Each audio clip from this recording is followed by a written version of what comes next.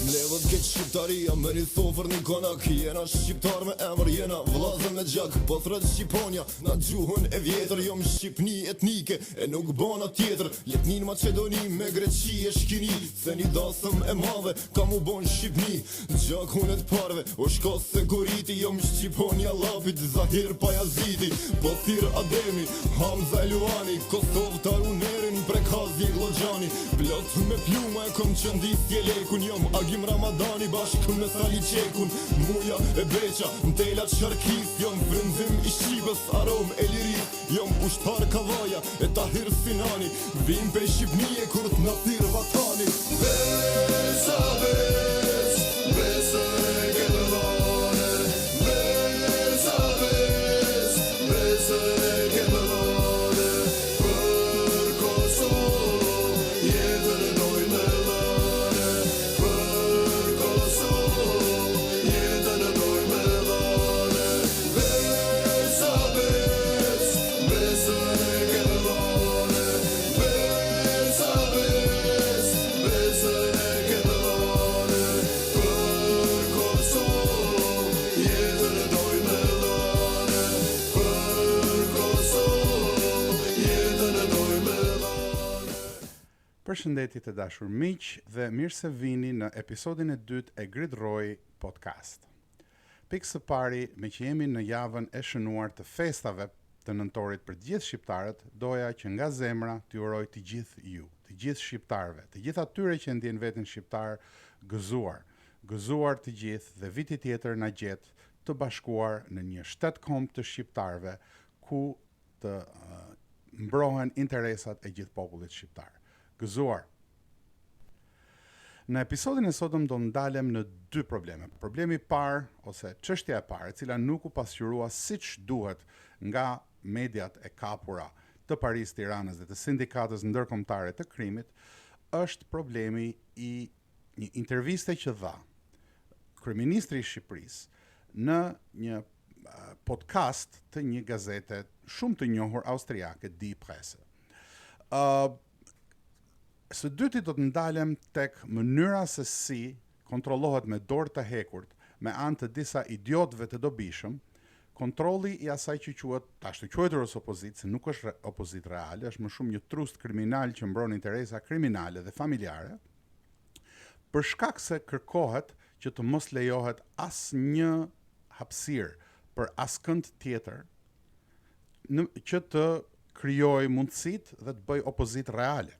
Do të ndalem tek ajo kafja e famshme, në cilën ju siguroj që nuk kanë qenë të gjithë njerëz idealist, ka pasur shumë njerëz të cilët kanë shkuar aty sepse i ka dërguar dikush tjetër, por këtë do ta shtjelloj më tej në vazhdim.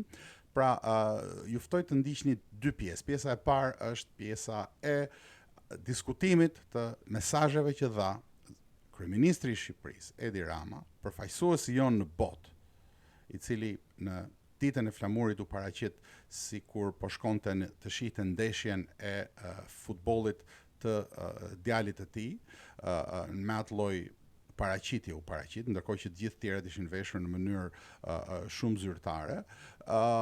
Dhe pastaj do të merremi pak me zhvillimet brenda ashtu quajtur opozitë ose Parti Demokratike dhe disa trende, disa mënyra që duken, disa veprime të cilat nuk i pëlqejnë Parisit, Tiranës ose që bëhen për shkak të shfryrjes së tensionit, duan të gënjejnë dhe një herë tjetër çdo që mund të jetë potencial për një ndryshim real në Shqipëri.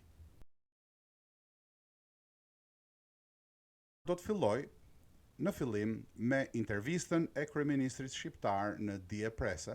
Bënte një podcast, pra ishte një intervistë me zë dhe me figurë, dhe unë do t'i referohem jo transkriptit, po asaj që kanë nxjerr mediat e afërta me qeverinë. Ishte të bënte me shqiptarët në pjesën e Bashkimit Evropian, por kishte të bënte me një fuqi të caktuar të madhe në pjesën e dytë, ku kryeministri është duke hedhur hapat që ka hedhur presidenti atëhershëm Sali Berisha në vitet 1996 dhe fillim vitet 1997. Kjo është për mendimin tim një gjë shumë shqetësuese. Po le ta fillojmë nga fillimi. Çfarë ka thënë Edi Rama në këtë intervistë? Dhe do t'i referohem asaj që është raportuar në gazetën e afërt, është në fakt një gazet portal i afërt me kryeministrin, që është gazeta Tema. Dhe do ta lexoj pak paragrafin e parë, ku citohet kryeministri, i cili thotë që është shumë e veçantë në histori të kemi këtë realitet gjeopolitik të Bashkimit Evropian, dy kufi, një i jashtëm dhe një kufi i brendshëm, dhe në këtë rast kufiri i brendshëm është Ballkani Perëndimor. Pra për arsye që lidhen me sigurinë e Europës, vini re, thot për sigurinë kryeministri jon, koalicionin e evropianëve, unitetin e Evropës, është e qartë, të paktën për mua, flitet për kryeministrin, se nuk ka asnjë mënyrë tjetër veç se të integrohen vendet e Ballkanit Perëndimor brenda Bashkimit Evropian. Ky ishte citimi. Tani le ta marrim pak shtruar. Pikë pari, kujt ja thot këtë? Këtë ja thot një gazete evropiane, një gazete austriake, të cilët e din shumë mirë se kush është Edi Rama, se në cilën gjendje është dhe se sa janë plotësuar të ashtu quajturat standarde, të cilat janë si pëlhura e Penelopës. Këto standardet plotësohen ditën dhe shthuren natën, sepse është e pamundur që një qeveri e cila ka disa ministra të rëndësishëm në nënhetim për korrupsion të ketë përmbushur standardet. Ose standardet e Bashkimit Evropian kanë shkuar në fund të tokës, në nën tokë fare janë bërë minerale dhe nuk kanë asnjë lloj vlere, ose kryeministri jon i nderuar ose i panderuar, të themi të vërtetën tani, që nuk duhen të thënë ca gjëra në kohë festash, po në fakt i panderuar, gënjen në mënyrë flagrante, gënjen siç ka gënjur prej shumë vitesh, që është prej gjithkohës që është në politikë. Pra, unë juftoj që ta shihni me këtë sy. Kush gënjen këtu? A gënjen kryeministri evropianët dhe a mendon ai se gënjehen evropianët me një intervistë në Diprese? Apo ai gënjen për të hedhur hisy shqiptarëve duke u hequr sikur është një udhëheqës global i të gjithë Evropës. Ndërkohë që zëvendës kryeministri e tij është në nënhetim për korrupsion madhor. Deri tani kanë dalë rreth 250 milion euro tendera ku ka korrupsion. Unë gjykoj se ka për të dalë shumë edhe më tepër se sa aq. Pra, deri këtu, kjo ishte pjesa e parë. Pjesa e dytë është që ai tregon Evropës sigurinë e saj. Ai përpiqet që t'i thotë Evropës, shikoni se pa Ballkanin Perëndimor nuk keni siguri. Dhe kjo është një çështje që kërkon diskutimin e duhur. Pikë pari mbi sigurinë e Evropës, se ai kryeministri me siguri që e di, po nuk ka dashur ta shtjellojë ai thellë. Kështu që po përpiqem ta shtjelloj unë çështjen e sigurisë së Evropës. Evropa vetë si kontinent, por dhe Bashkimi Evropian vetë, e ka fort qartë, ka 10 raporte të shteteve të Bashkimit Evropian, por edhe të institucionit Bashkimi Evropian, të cilat gjykojnë se Bashkimi Evropian është jashtëzakonisht shumë mbrapa nga pikpamja e sigurisë strategjike të kontinentit. Pse? Sepse gjatë gjithë këtyre viteve, gjatë luftës së ftohtë, ku të gjithë e kishin mendjen tek paraja, Bashkimit Evropian i voliste jashtëzakonisht shumë që sigurinë ta merrte përsipër fuqia më e madhe, ta merrte përsipër ashtu quajtura NATO, që në fakt ishin Shtetet e Bashkuara të Amerikës me ndonjë plotësim të vogël. Dhe duke qenë që sigurinë e kishin lënë në dorë të NATO-s ose themi qartasit të Shteteve Bashkuara të Amerikës, Evropa ndjehej e sigurt. Mirë po sot ka ndryshuar. Ka ndryshuar konjunktura, ka ndryshuar gjendja, nuk jemi më në një botë unipolare ku Shtetet e Bashkuara të Amerikës dominojnë mjedisin ndërkombëtar dhe Shtetet e Bashkuara të Amerikës përveç të tjerave kanë interesa të tjera. Evropa tani më nuk është interes primar. Evropa tani më si kontinent i bashkuar, si pjesë e Evropës perëndimore, si pjesë e qytetërimit judeo-kristian të cilën përqafon dhe Shtetet e Bashkuara të Amerikës, nuk është më aq e rëndësishme nga pikpamja strategjike. Pse? Sepse rivali brenda sistemit që po del në sistemin ndërkombëtar nuk është më Rusia, pavarësisht të gjithave, por rivali kryesor i Shtetet Bashkuara të Amerikës është tani më Kina. Dhe që në vitin 2011, që në kohën e administratës Obama, dhe në kohën e vizitës së një ish sekretare e shtetit në Tiranë, e cila në atë kohë u trumbetua fort, sikur ishte mbështetje për trustin, sikur kishte ardhur administrata amerikane në Tiranë dhe po thonte shikoni, ky Shqipëria është vendi NATO-s. Ndërkohë, mesazhi asaj kohe ishte që Shtetet Bashkuara të Amerikës po bëjnë atë që quhet kalimin, pivot i thon në anglisht, që është kalimi i energjive më të mëdha, që do të thotë kalimi i forcave ushtarake dhe përqendrimi i atyre të forcave, por edhe energjive strategjike drejt lindjes dhe drejt Kinës. Pra, në vend që të shikonin një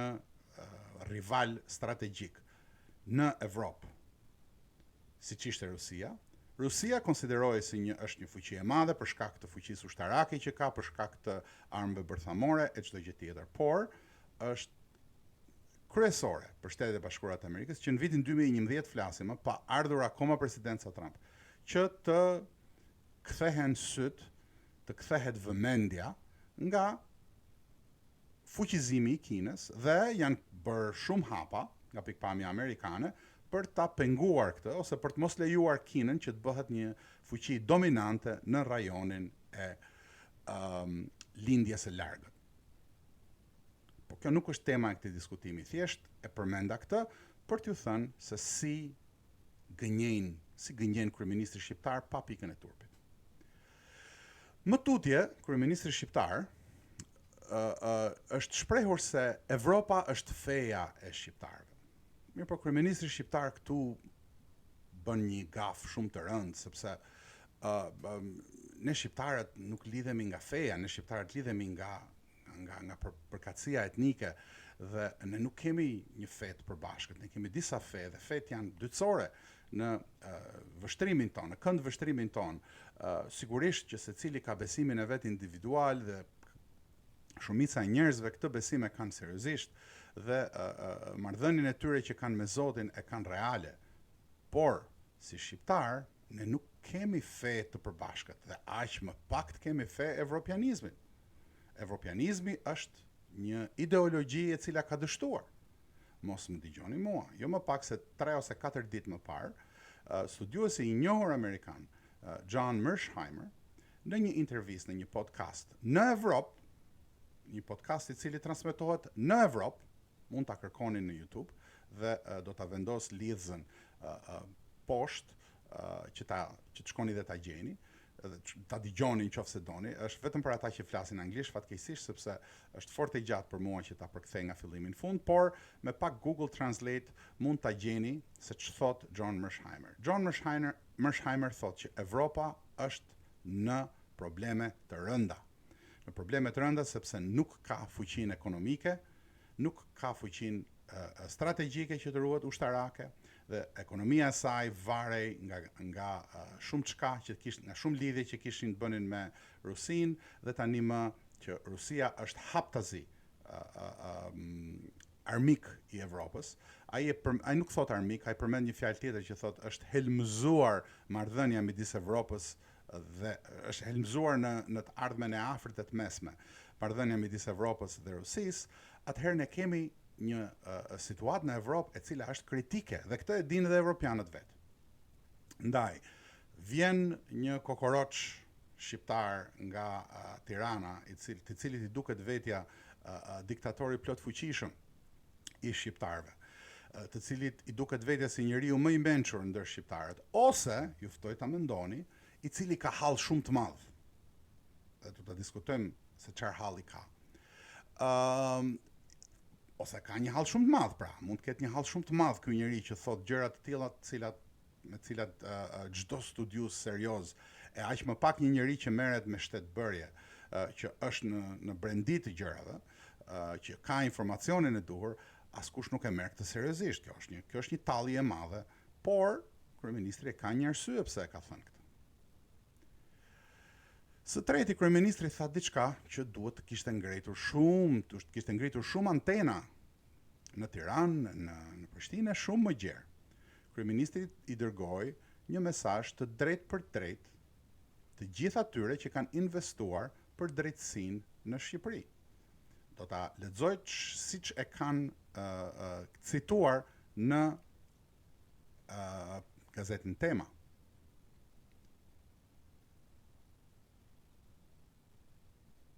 Për sa i përket drejtësisë, kam thënë se duhet të ndërtojmë mekanizma të drejtësisë që duhet të jenë në gjendje të provojnë pavarësinë e tyre, duke hetuar, duke investiguar, e përsërit kryeministri sepse do të duket evropian. Hetim dhe investigim është e njëjta fjalë, po ai do ta përsëris tani. Dhe duke dënuar pa marrë parasysh nga cila anë vjen çështja. Nuk është aq e këndshme sa të shkosh në oper. Se kujt i referohet nuk e kemi fort qartë. Kush nuk është aq e këndshme? Nuk është e këndshme që zëvendësin tënd me firmën tënde e kanë kapur në abuzime rreth 250 milion. A e di zoti kryeministër që sapo dha ndërheqjen numri 2, njeriu i dytë më i fuqishëm në Ukrainë, e cila është në luftë, e cila ka probleme mbijetese si shtet, dha dorëheqjen sepse u gjetën probleme të atij lloji. E pra në Tiranë askush nuk jep dorëheqjen. Zoti kryeministër duhet ta di këtë. Pra e di që nuk është aq e këndshme. Ai e quan në këtë mënyrë. Ai thotë, është e dhimbshme, është e hidhur, por është mënyra e vetme. A është perfekte? Jo. A bëjnë gjithashtu gabime? Sigurisht që bëjnë. Dhe këtu do t'ju ftoj që ta shihni me shumë kujdes atë që thotë. Në fund të ditës, thotë kryeministri jon, duhet të bëjmë gjithçka që të mos prekim pavarësinë që u kemi dhënë atyre. Dhe njëherë, duhet të bëjmë gjithçka që të mos prekim. Po kush e cënon pavarësinë e Spakut? Kush e cënon përveç se kryeministrit? Kë ka prekur Spaku? Mendojeni në anën tjetër. Spaku ka prekur kryeministrin, ministrat e tij, kryetarët e opozitës, të gjithë korruptuar, pa dyshimin më të vogël, ose të paktën deri në përfundim të proceseve nuk mund të themi janë të gjithë korruptuar, por mund të themi me shumë qetësi që ka dyshime të forta që kanë kryer korrupsion. Dhe këto janë vetëm ato që kanë dalë, ka 10 çështje të tjera për të gjithë palët e Paris Tiranës, të cilat janë në hetim. Pra kush i druhet Spakut? Kush mund të veprojë? Kush e ka atë mundësi politike që të veprojë kundër Spakut? Mendojeni. Kush është? Përveç se kryeministri i cili ka një shumicë pothuajse absolute, por në këtë çështje nuk ka nevojë që të lodhet shumë, sepse ka dakordsinë edhe të opozitës, të ashtu quajturës opozitë, dhe janë të gjithë bashkë, të shumë të shqetësuar, dhe do të gjithë bashkë pra duhet të bëjnë, jo do të bëjnë, duhet të bëjnë gjithçka që të mos ta prekin. Ajo dhe mund të preket, është në teksti, por ata do të bëjnë gjithçka që të mos preket.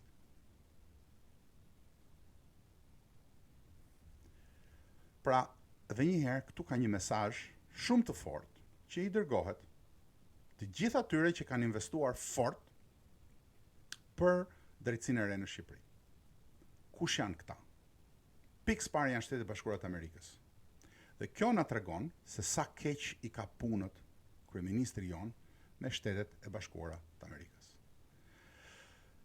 Më vjen keq që më duhet bëj belulin tani, sepse si belul do t'ju them se këtë gjë e kam përftuar dhe e kam shkruar në rrjetet e mia sociale që para disa viteve. Bashkë me kolegët e mi, bashkë me shokët e mi e kemi bërë këtë punë haptas, kemi dalë edhe në për emisione dhe jemi përpjekur për ta thënë. Aso kohë nuk na dëgjonte njëri, ishin na quanin jashtë realitetit që nuk e kuptonim se si ishin gjërat në terren.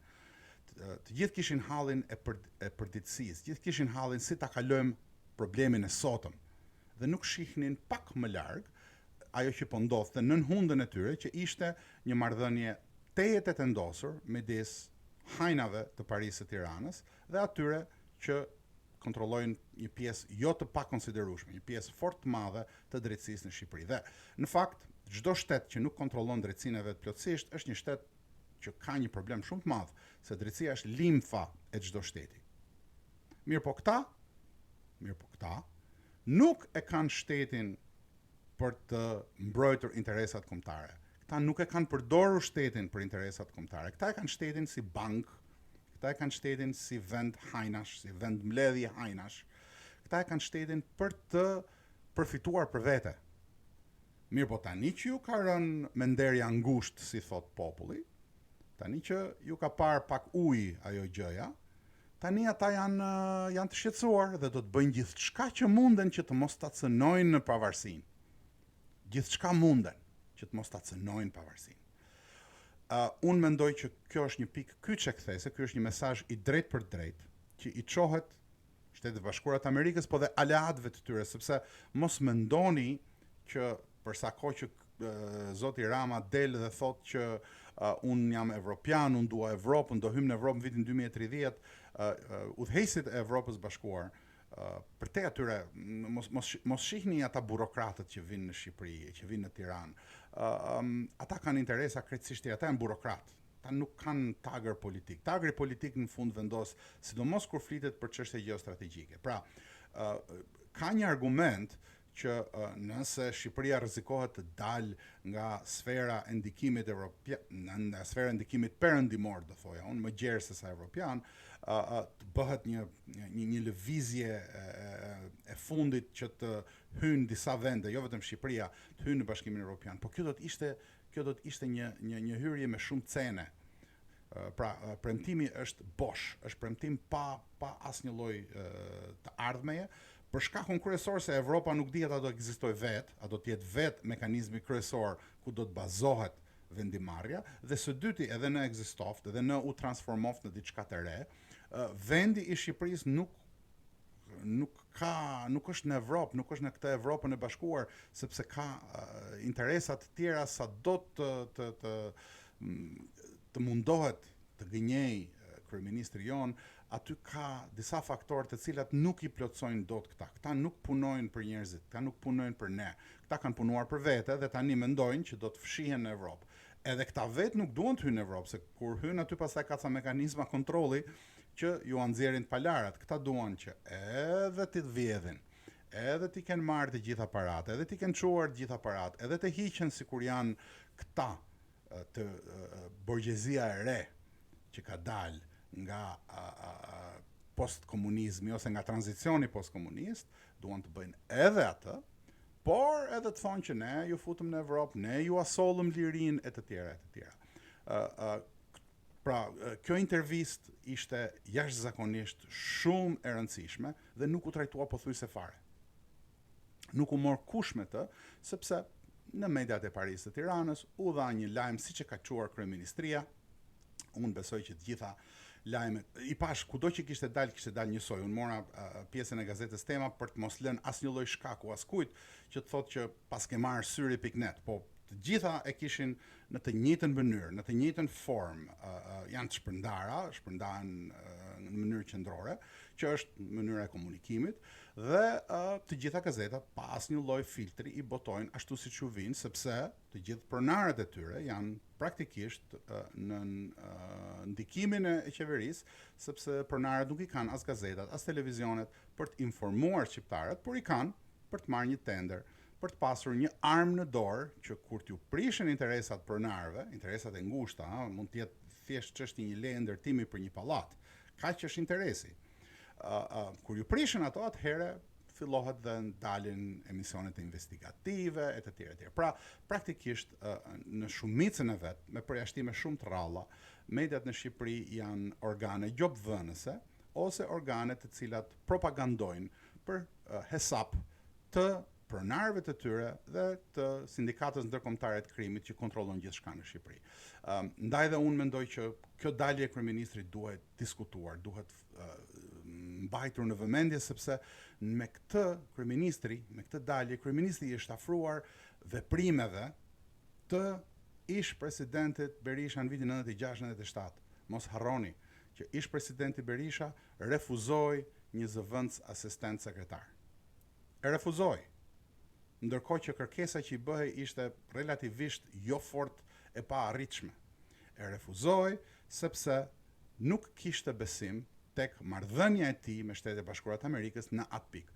Lëreni pastaj që më vonë dashnori i Amerikës e gjitha këto janë propagandë për ata të shkretët militantë të cilët duan një shpëtim dhe shkojnë se ende ka 300-400 vetë, cilët shkojnë atje me fytyra të vrejrosura se e din që shkojnë kot, po nga forca e zakonit shkojnë edhe nuk ju a bën zemra të mos shkojnë në përmitingje, sepse në përmitingje kanë shkuar gjithmonë, gjithë jetën e tyre dhe nuk ndryshoka njeriu në mbas disa dhjetra viteve. Mirë po, ata mundet ta hanë, edhe ata tani më nuk i hanë më këto gënjeshtrat, por edhe ata mundet ta hanë, po tani më nuk ka. Tani më nuk ka. Kryeministri aktual ka bërë një veprim paralel si në vitin 96-97, ish presidenti asokoshëm, të dyja palët i ishin edhe Sali Berisha në atë kohë ndihej i plot fuqishëm, edhe Edi Rama sot ndihet i plot fuqishëm se kontrollon gjithçka, mirë po është shqetësuese për ne të tjerët, sepse nuk është kjo mënyra me të cilën duhet sillet një drejtues shteti. Nuk është kjo mënyra për të komunikuar. E megjithatë, kjo ka ndodhur. Duhen parë zhvillimet e mëtejshme dhe duhet parë me shumë kujdes në ditët dhe javët në vijim përgjigja që ai do të marrë, sepse unë nuk di se çfarë përgjigje do të marrë, por që një përgjigje do ta marrë kryeministri, ndoshta hapur, ndoshta mund ta marrë në mënyrë jo të hapur, në mënyrë të tërthort, ndoshta do të dërgohet një mesazh me anë të një njeriu të tretë, ndoshta mikja e tij e ngushtë zonja Meloni, kryeministra e Italisë, do t'i bëj një telefon me disa mesazhe të cilat atij mund të mos t'i pëlqejnë, nuk e di. Kto janë të gjitha mundësi, unë nuk di se çfarë do të ndodhi. Ama ju garantoj që një përgjigje do ta marr, sepse fuqitë e mëdha, shtetet e mëdha nuk i marrin lehtëshëm këto punë. Së fundmi dhe një gjë tjetër nga kjo intervistë, zotëria ka përmendur, kryeministri, i duhet dhënë nderimi i duhur kryetarit të qeverisë, sepse na përfaqëson të gjithë ne. Pra, kryeministri ka folur edhe për Rusinë, dhe unë duhet ta citoj se çfarë ka thënë për Rusinë, dhe aty kishte mesazhe të dyfishta, të tërthorta.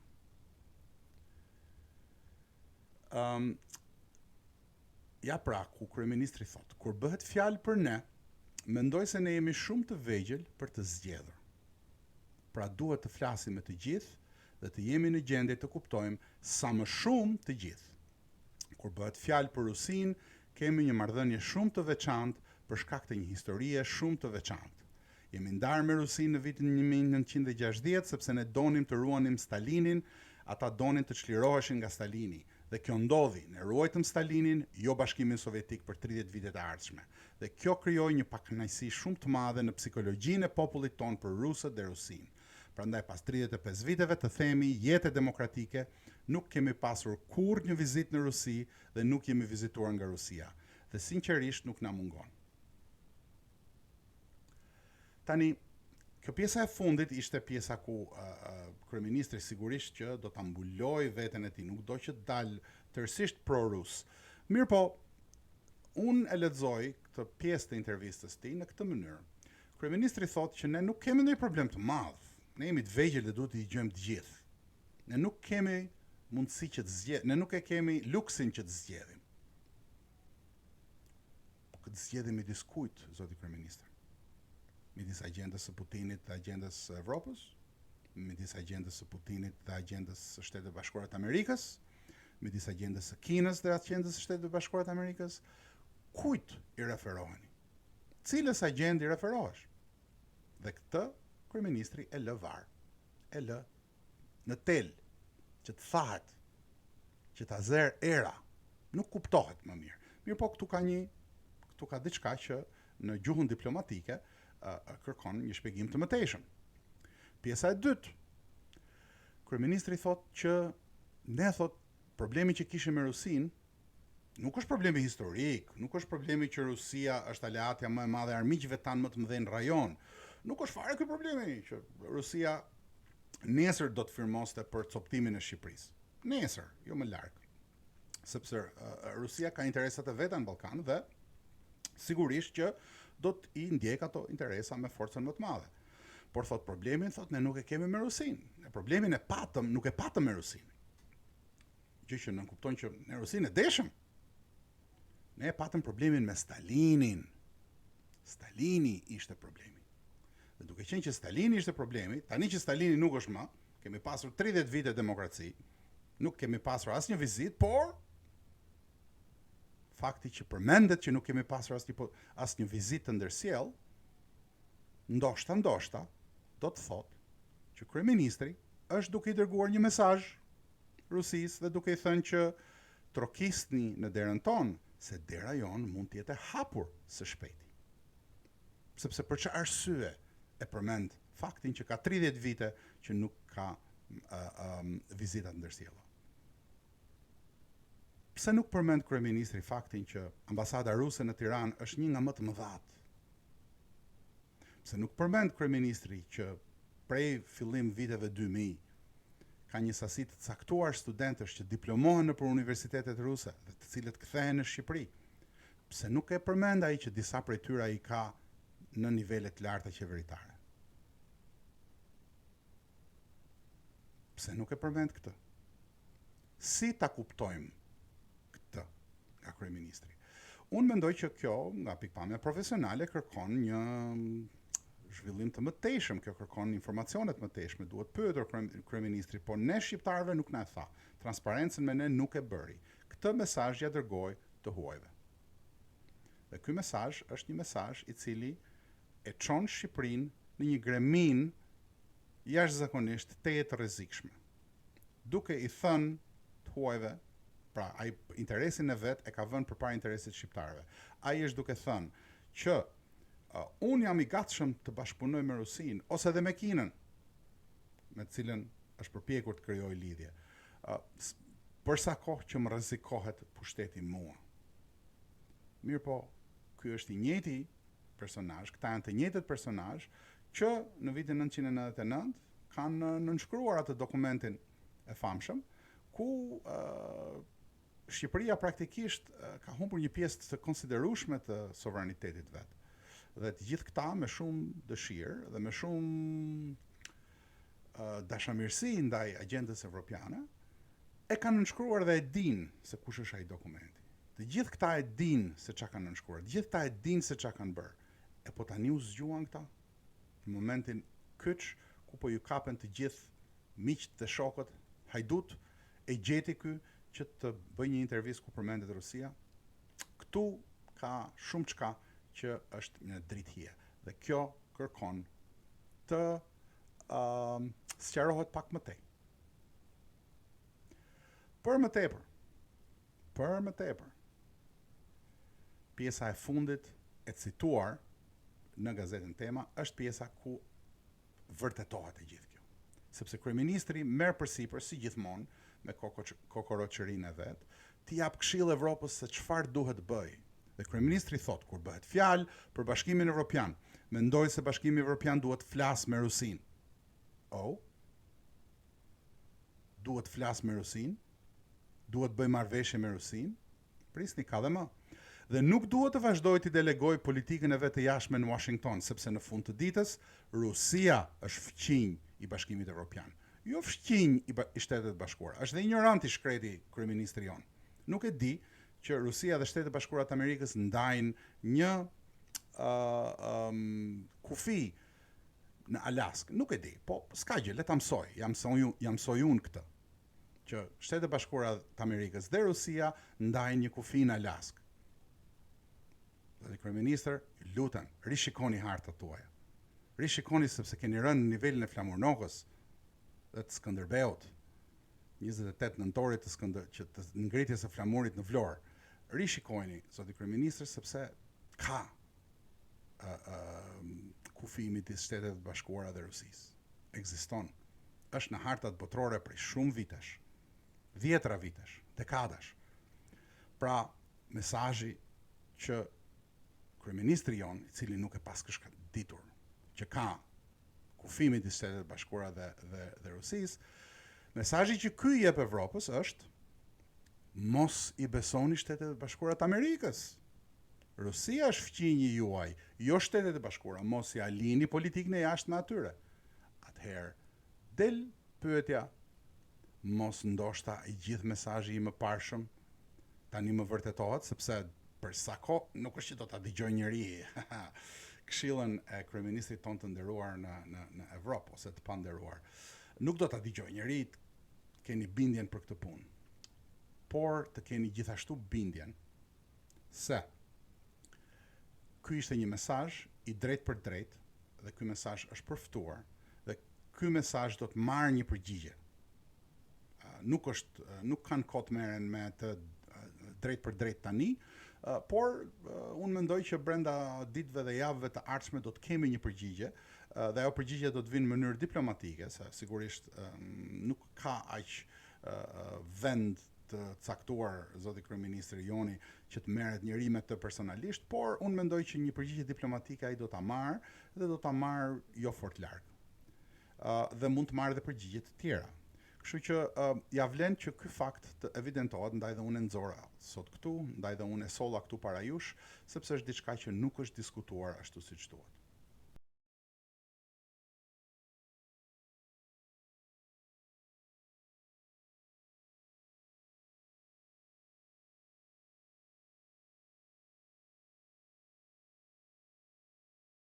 Se me sheku jam shqiptar, e kur malet mi lojbora, për atë e këndës jam mora.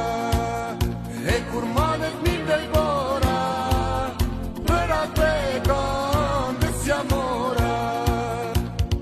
Qamadani via via, është Kosova, o Shqipnia.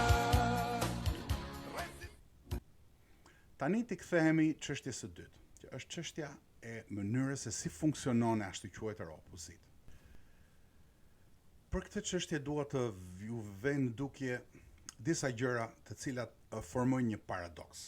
Është një paradoks jo i vogël, është një paradoks i madh. Dhe do ta fillojmë tek paradoksi i të ashtu quajturës demokraci. Së shpejti do të vi dita e themelimit të Partisë Demokratike dhe këta do hidhen përpjet, do të bëjnë fest, do të festojnë se si kryetari i saj Sali Berisha solli demokracinë në Shqipëri e të tjera e të tjera. Duhet thënë që për në atë periudhë shumë kush e besonte këtë. Ishte një periudhë tranzicioni, ishte një periudhë kaosit të madh, ishte një periudhë paditurie të madhe dhe shumë kush e besonte këtë.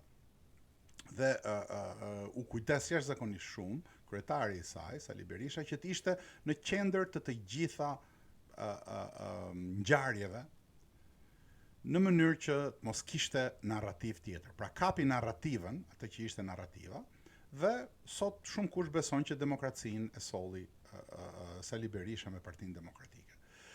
Kjo është një temë që do diskutuar më gjatë, unë kam bërë disa studime për lëvizjen studentore shqiptare dhe do t'i referohem kësaj në një episod tjetër të ardhshëm, ndoshta më pranë datës 13 dhjetor, dhe do të shqyrtoj disa pasaktësi të cilat ende jetojnë në atë që thuhet publikisht, në historinë e ashtu quajtur publike, në panegjirizmin e madh që bëhet për këtë histori. Por sot nuk është kjo tema që dua të trajtoj. Tema që dua të trajtoj është që këta janë prurësit e demokracisë, apo jo. Këta kërkojnë demokratizim të jetës vendit, apo jo. Këta e kanë hallin tek zgjedhjet e palira, mor vlla, që ju avodhën, ngelën disa herë duke ju avjedhur. Dhe që të themi realitetin, zgjedhjet në Shqipëri nuk është që nuk vidhen në mënyrë flagrante nga të gjitha palët kur kanë mundësi. Këta thjesht janë në një pozicion që nuk kanë mundësi të vjedhin sot. Por këta janë gjithashtu të fuqishëm që ta shndërrojnë sistemin me anë të ndryshimeve në sistemin zgjedhor, të cilat këta i kanë nënshkruar çdo herë në krye të ndryshimeve të sistemeve zgjedhore kanë qenë po këta, dhe gjithmonë këtyre ju angucin, kur thonë në Kosovë.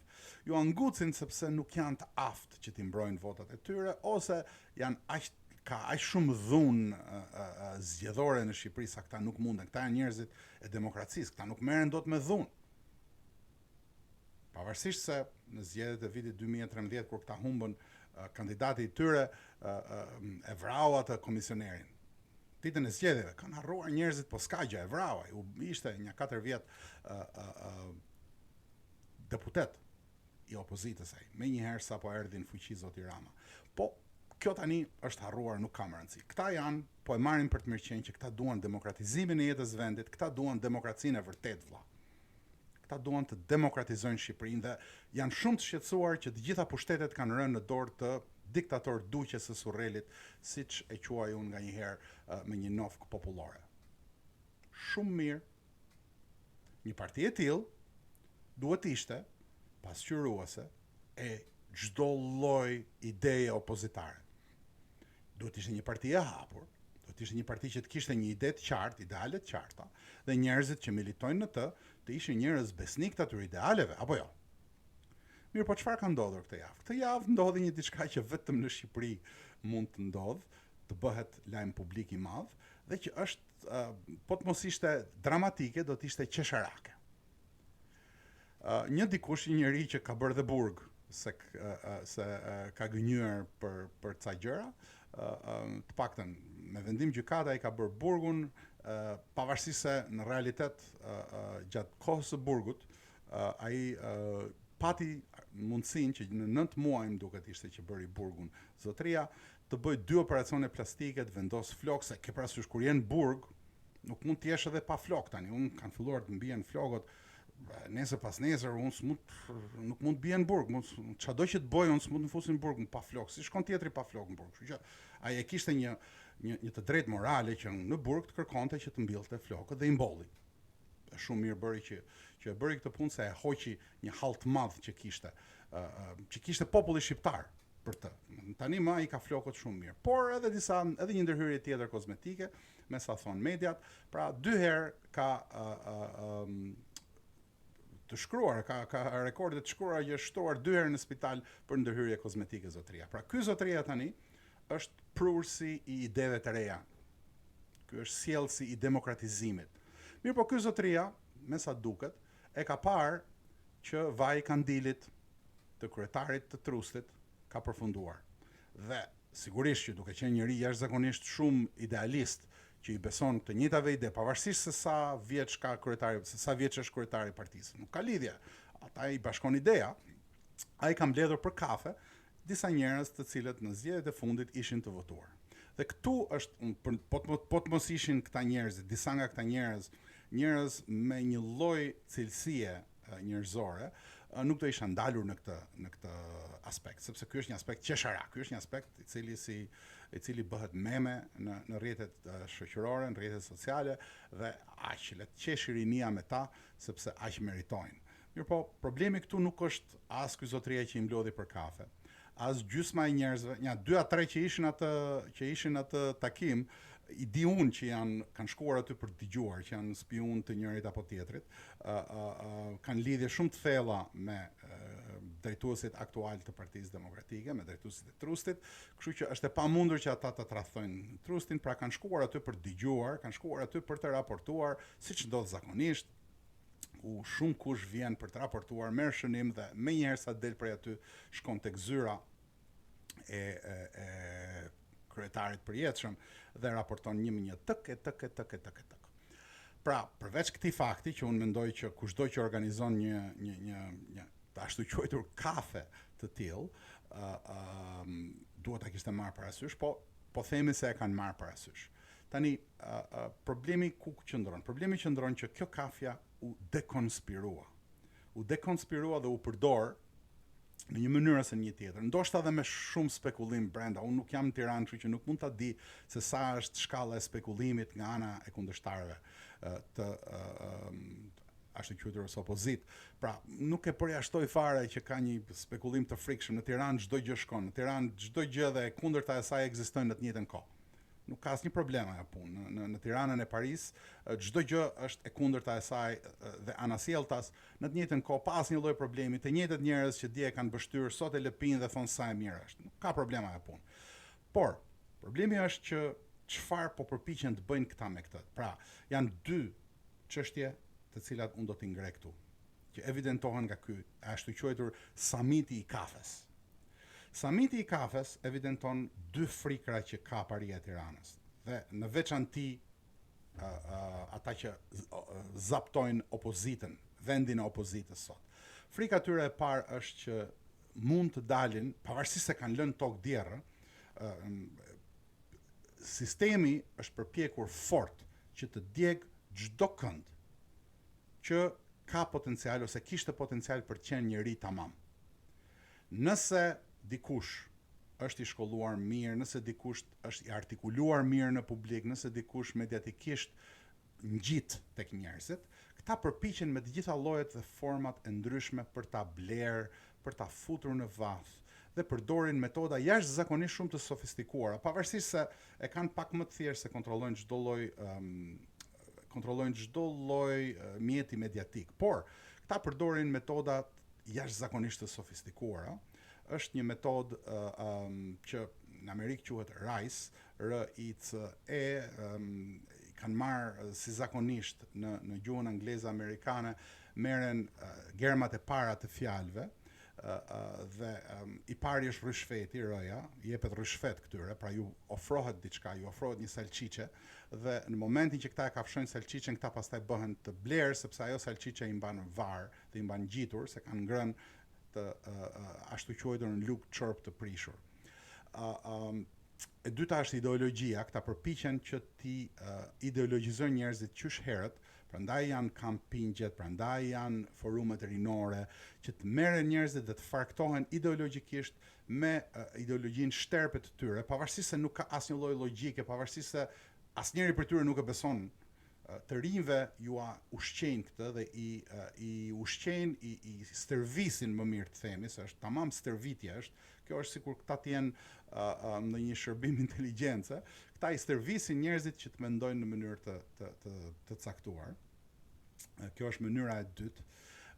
Mënyra e fundit është forca, sepse me anë të forcës këta mbërrin me anë të jo të drejt për drejt të përdorimit të forcës, edhe aty shkojnë se nuk ka asnjë lloj problemi të përdoret edhe forca, por kërcënimi për të përdorur forcën, kërcënimi për të përdorur forcën është i tillë dhe kanë edhe kooptimin, i kooptojnë.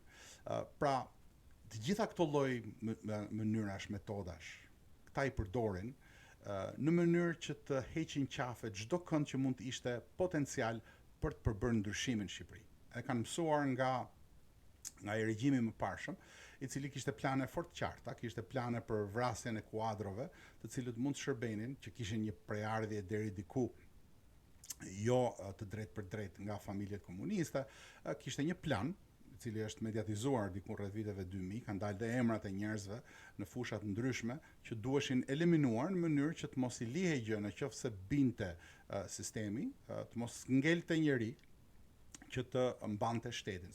Shteti do njerëz që i besojnë shtetit, do njerëz që kanë ideologjinë e duhur, do njerëz që punojnë për popullin e tyre. Pra, në një farë mënyrë edhe këta këtë punë janë duke bërë. Dhe samiti i kafeve, se du të kthehem ke samiti i kafeve, në samitin e kafeve u krijua një problem, një tymnaj fort e madhe, se pse u mblodhen këta dhe mos ishte kjo një lëvizje brenda për brenda Partisë Demokratike për t'i marrë kryetar lëkun liderit suprem. Tani, këtë lloj tymnaje e ushqyen jashtëzakonisht shumë fort të gjitha kanalet e trustit të gështenjave dhe të sigurisë së familjarëve të kryetarit të përjetshëm. Dua të vend dukje faktin se si këta i përdorin njerëzit, se si këta përpiqen që t'i djegin njerëzit, se si këta kanë lënë tokë të djegur në Shqipëri. Këta nuk duan që të ketë. Kushdo që nuk ka pranuar të luajë me rregullat e tyre, i kanë thënë ik, ja ku është dera, largohu prej këtu. S'ke punë këtu. Këtu kanë punë vetëm ata që lëpin bështyme që hedhim ne. Dhe në këtë lloj mënyre ata e kanë lënë vendin djerë. Ata harrojnë megjithatë se edhe ata që janë përpjekur të fusin në çadrën e tyre, shpesh herë nuk e kanë bërë këtë punë duke ju besuar atyre, por e kanë bërë sepse nuk kanë pasur zgjidhje tjetër. Dhe ata nuk kanë fituar respektin e njerëzve duke bërë këtë punë, duke e lënë tokën djerë, ata kanë fituar urrëtitjen e njerëzve. Dhe urrëtitja e njerëzve del kur bëjnë gafat tipit të atij Qesharakut që është sekretar i përgjithshëm tani më, jo më organizativ, është i përgjithshëm. Është njeriu që ka në dorë ideologjinë e Partisë Demokratike. Njeriu që mendon se Skënderbeu e ka ngritur flamurin në Vlorë, një njeri që e njeh historinë e Shqipërisë shumë mirë dhe që është patriot i thellë,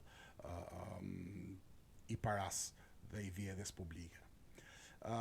Sigurisht që këtë po e them me shumë ironi, unë besoj që e kuptoni që nuk kam asnjë lloj konsiderate për njerëz të tillë, por keqardhja ime më e madhe është që këta janë duke u përpjekur dhe ata pak element që ekzistojnë, sepse shqiptarët janë popull i mirë. Ne shqiptarët nuk jemi popull i keq, ne nuk jemi siç është paria. Ne nuk jemi pasqyrimi tyre. Ata duan që ne ta besojmë që ne jemi si ata. S'ka zgjidhje tjetër. Hamër ma, se qa do bësh tash? Kjo është Shqipëria tani. Kjo është shprehja e përjetshme që del. Ata nuk janë si ne dhe ne nuk jemi si ata. Ata janë hajnat dhe ne jemi shqiptarët. Këtë ne nuk duhet ta harrojmë.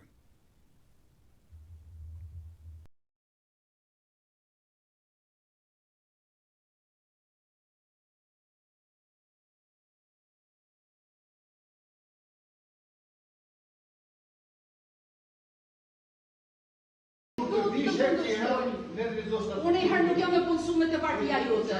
Unë ngofsha këto janë prej mullimit tam me vjen sisteme. Nuk jam prej teje. Unë jam prej teje, unë s'rri asë se këtë në parti. Se më jep ti. Jo ti s'mundesh të ngjesh ose në emër tonë. Kur dalin partia në emër tonë, do të shikoni. Ti je sigurt. Çfarë një gjë? Zot, statuti nuk lejon me ty për primare si vendosun si jam qenë. Jo ti.